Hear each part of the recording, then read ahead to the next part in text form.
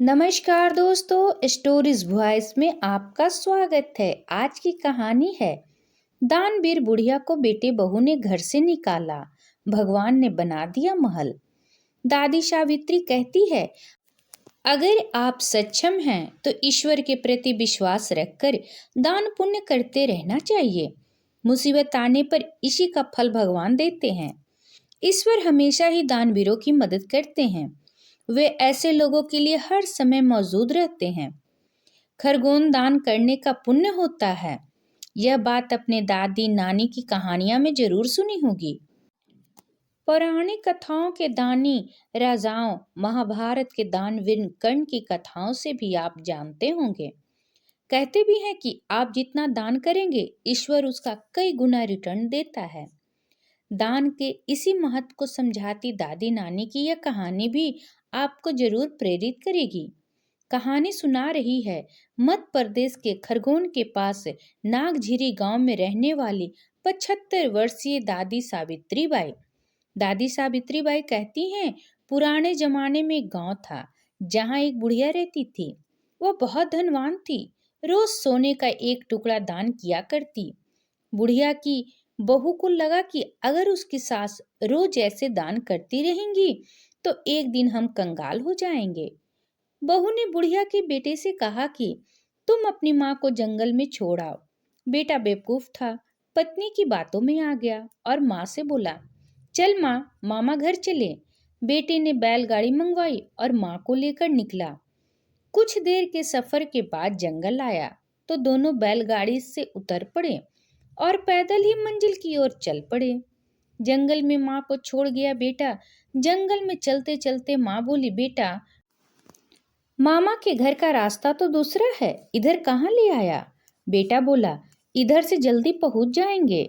चलते चलते सूरज ढल गया और अंधेरा हो गया तो माँ फिर बोली, बेटा, मुझे तो डर लग रहा है। बेटा बोला, माँ डर मत, मैं हूं ना। काफी देर चलने के बाद बुढ़िया माँ थक कर एक जगह बैठ गई। थकान की मारी बुढ़िया को बैठते ही नींद आ घेरा।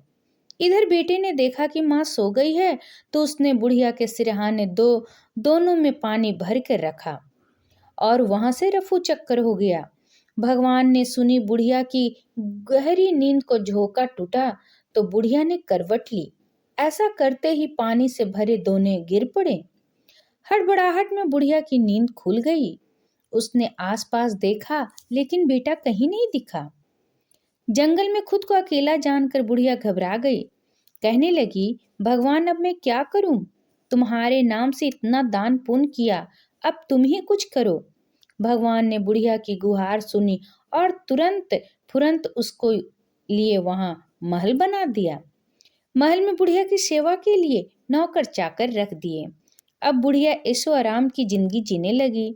उधर माँ को घर से निकालने के बाद बेटा बहू पर आफत टूट पड़ी। वे कंगाल हो गए, दाने दाने को तरसने लगे।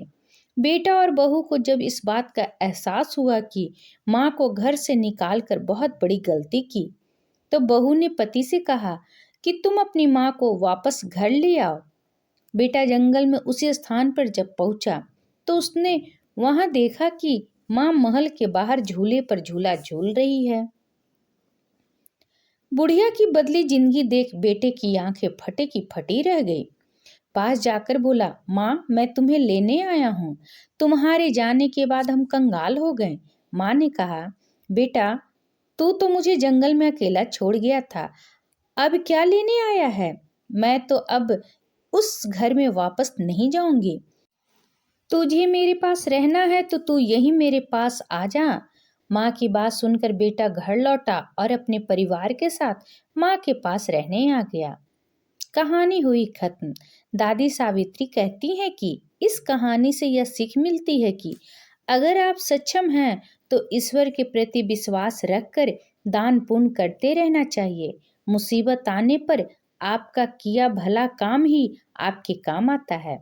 भगवान आपकी मदद करते हैं। आप जितना दूसरों की भलाई करते हैं, दान पुण्य करते हैं, भगवान उसके बदले आपको कहीं ज्यादा वापस दे देता है। यह सच्ची कहानी आपको कैसी लगी?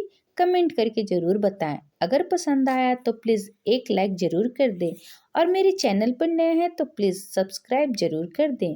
वीडियो देखने के लिए आपका बहुत बहुत धन्यवाद।